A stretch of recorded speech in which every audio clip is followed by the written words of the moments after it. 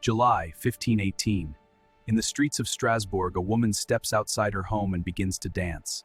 Not gracefully, not joyfully, but uncontrollably. She dances through the heat of the day, through the night, through exhaustion. By the end of the week, dozens have joined her. By the end of the month, hundreds are dancing. Some collapse, some suffer heart attacks, some die. This is the true story of the dancing plague of 1518, one of the strangest mass events in human history.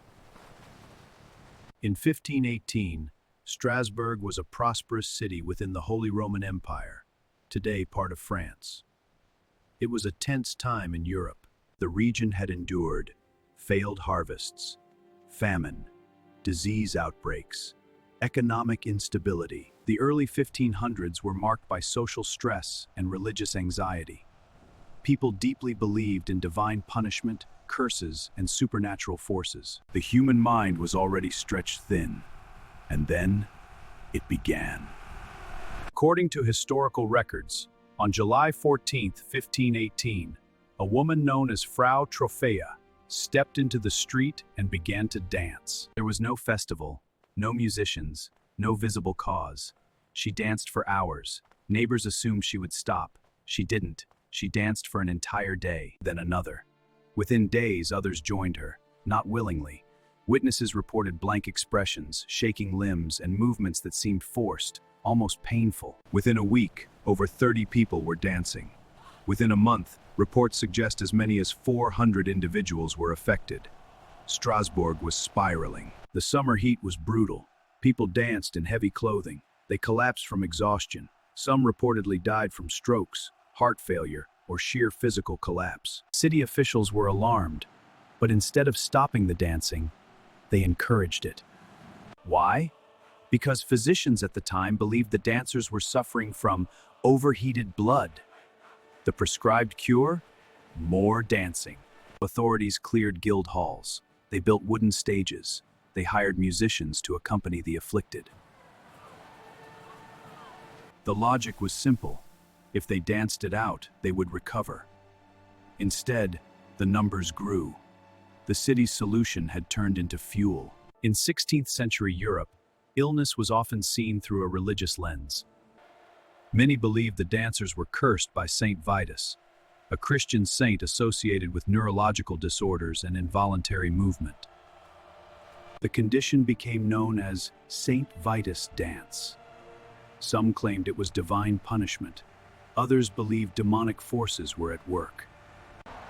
In desperation, authorities eventually changed course. They banned public dancing and music. The afflicted were transported to a shrine dedicated to Saint Vitus in the Vosges Mountains. There, priests conducted rituals, prayers, and ceremonies. Gradually, the dancing stopped, but no one truly understood why it started or why it ended. For over 500 years, historians and scientists have tried to explain what happened. Several theories exist. 1. Ergot poisoning. Some researchers suggest the dancers consumed rye contaminated with ergot fungus, a mold that can cause hallucinations and muscle spasms. Ergot contains compounds similar to LSD. But there's a problem. Ergot poisoning usually causes convulsions, not coordinated dancing for days, and victims are typically too sick to move, not capable of sustained physical activity. 2. Mass hysteria. The most widely accepted theory today is mass psychogenic illness, what we now call mass hysteria. In times of extreme stress, communities can experience collective physical symptoms without a biological cause. Strasbourg in 1518 was under immense pressure. Hunger, disease, religious fear, economic uncertainty. The human brain, overwhelmed by anxiety, may have expressed trauma physically, and once it began, it spread. Fear is contagious. Behavior can be contagious too. 3. Religious trance states. Some historians suggest the dancers entered trance-like states influenced by cultural beliefs in divine punishment. If people believed they were cursed, their bodies might have responded accordingly. But no single explanation answers every question. What makes the dancing plague so unsettling isn't just the deaths, it's the lack of certainty. There were no toxins confirmed, no criminal mastermind, no clear disease. Just people, dancing until they collapsed. Other similar outbreaks occurred across Europe between the 14th and 17th centuries, but none were as deadly or well documented as Strasbourg in 1518.